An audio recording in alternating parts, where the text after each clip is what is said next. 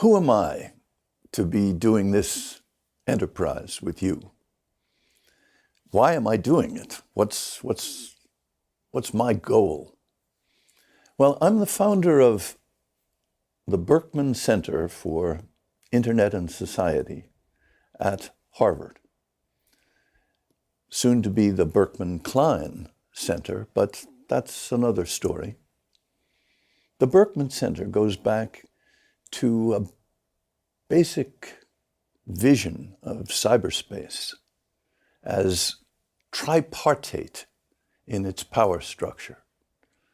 Three huge forces: the force of states, of nations, the whole idea of traditional law as we've understood it; the force of corporate power, market, extraordinarily powerful economics; and the force of university, of what you might think of as ethics, of truth, of the idea that, well, the Socratic idea that if we combine our diversity, if we join it and learn from each other all we have to teach each other, then we have a force.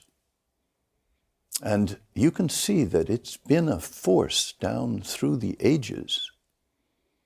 But here, in its way suddenly, at the advent of the internet, the idea that suddenly we are universal in our connection in a way we've never been before, we find ourselves in a new environment, hostile in many respects, interesting, intriguing, but altogether a shift from an orientation that allows us to be individual to one in which we live in a connected space. I'm a professor of law. Law in the sense of process. Law in the sense of Socrates. Law in the sense of modes of behavior that allow us to get along. And I believe that the number one question posed by internet is one of governance. Not the question, how do we govern the internet? That question, if you understand its dimensions, doesn't have an answer.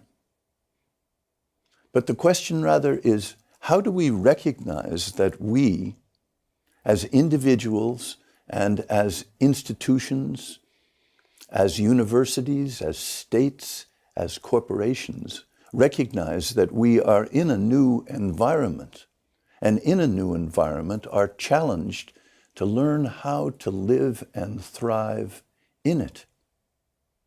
In that environment, the question that we face is, how do we govern ourselves?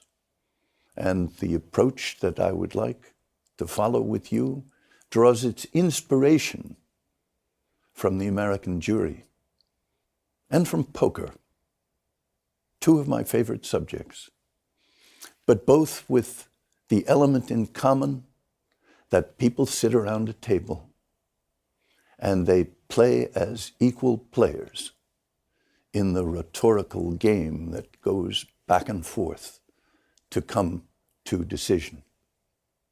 So I invite you to come, play rhetorical poker with me, learn about the original conception of the American jury, not necessarily where it's come. I'm not teaching you a technical law class. But the idea of discourse, the idea of listening as a means of persuading, these are the skills that I would like to see us practice and share.